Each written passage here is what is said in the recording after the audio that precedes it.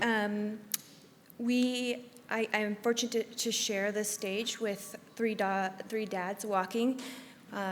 Internally, I've been calling them my three dads, and I think that there's some probably truth to that. So I would like to turn over some of my time so that I can hear their full story, and you can hear it as well. So my very first brilliant mentor, in addition to those that I just described, just shared with you, was a woman named Ursula Whiteside, who developed dialectical behavior therapy. I began working with her in 1999, and one of the things that she said, among many other brilliant things, is that patients cannot fail, and that treatments can fail, and maybe better said, our delivery systems can fail. And I think that we are only just beginning to scratch the very surface of what lived experience can do and inspire and teach us as people who are trying to prevent suicide. I think that is what is informing the couple of things that I'd like to share with you today. A type of consciousness that informs something called a stop, drop, and roll, a new type of peer support group involving dialectical behavior therapy skills. But before that, I want to go back to something Chris W. said yesterday, and just make sure that this point gets across, because I think the lived experience community is talking about how helpful it is to change our relationship to suicidal thoughts, meaning to think of them as signals and informative rather than something to be afraid of. That I truly believe, David Covington, I didn't add to my list, but David Covington, one of my powerful mentors, but that suicidal thoughts are not dangerous by themselves. It's what we do with them. It's our relationship to them. Hi, Ophelia. And there is a lot of power there that is untapped. So this lived experience is where we're at. I want to talk to you about a website called nowmattersnow.org, which is also a nonprofit that was created with support from funds from the National Institute of Mental Health and the American Foundation for Suicide Prevention. And I would also say that there's a caveat here, which is that some of the videos from this website, a select few, were as part of an intervention that was delivered by strangers through secure messaging in the electronic health record to people who had recently shared that they were having suicidal thoughts more than half the time or nearly every day. That did not work. Not only did it not work, it seems that it appears that it may have made people worse. And so this website is not to be used for that. Granted, in that study, few people actually ever made it to see any of the videos, and we need to take that very seriously. So this website, if you use it, is about a relationship that you have with the people that you serve. And this is our original landing page, right? Where we wanted to talk openly about suicidal thoughts, and we have a group of young ambassadors and other ambassadors that help inform the work that we do. And I want to tell you that what we do know about this website, that is among the 40,000 or so people who completed surveys while using the website, approximately 30% reported that they had reductions in suicidal thoughts in under 10 minutes. And they attribute that to learning something and feeling more connected, feeling less alone, which actually is quite surprising because it's just a website with videos and stories of people talking about how they use dialectical behavior therapy skills to get through hard times. I guess, so when we talk about the peer meetings that we've been developing, I think what's important is that we recognize that community is incredibly important, and I think that was what was missing from our website, is creation of community.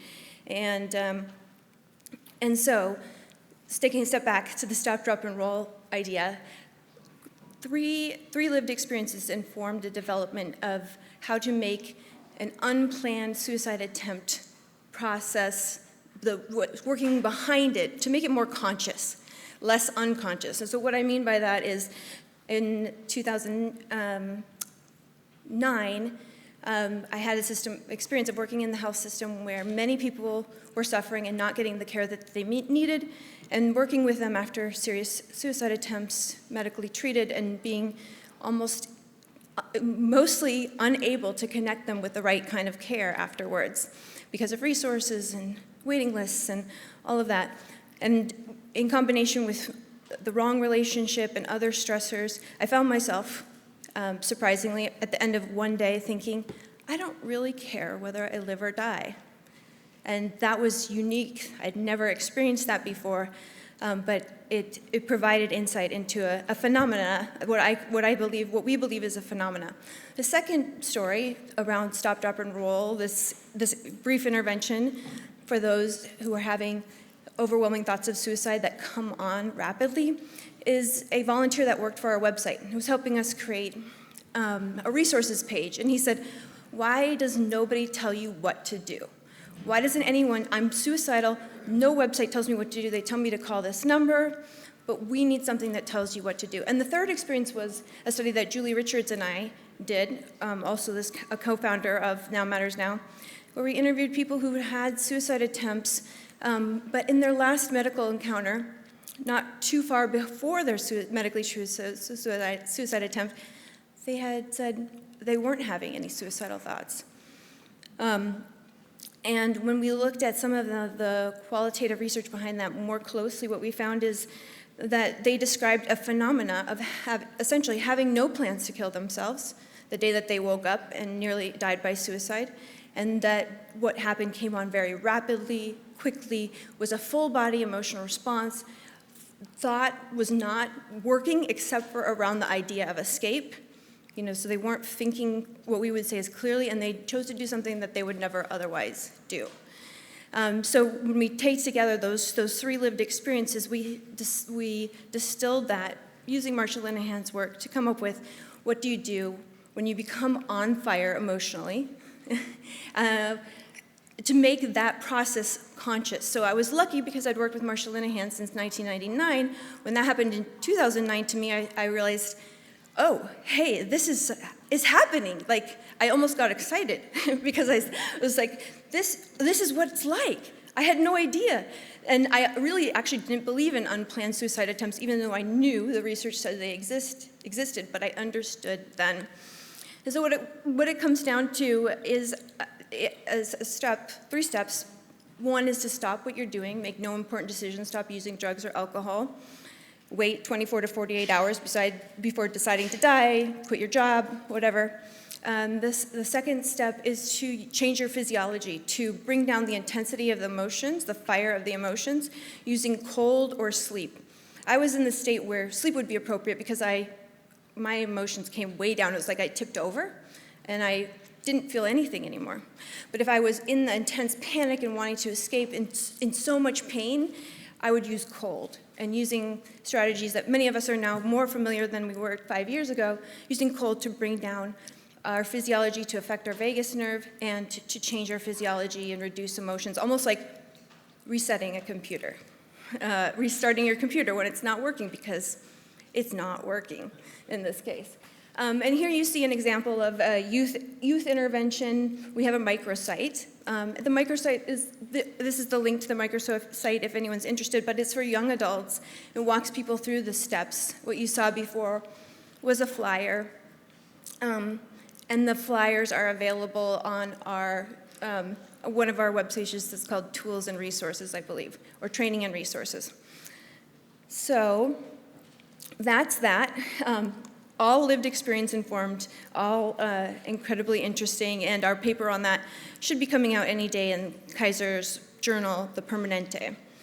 So second, we'll talk about our new peer support meeting. So we received a good chunk of funding with support from people that are in this room to develop peer support meetings using dialectical behavior therapy skills.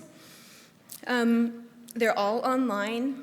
They have a structure of sort of general guidelines that we go over each meeting, then people share one stress and one success from their week.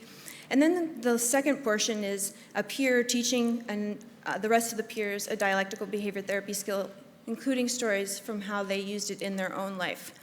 And we also have an after meeting to help build more community. So the promises of this, there are promises of this. It needs to be more rigorously studied. But at this point, people who attend a meeting and complete a survey afterwards report that nearly about 75% have fewer suicidal thoughts than before they came into the meeting. And nearly 97% of those with suicidal thoughts say they plan to return. So that the detail on the 77% of people who had suicidal thoughts prior to the meeting reported reductions in suicidal thoughts.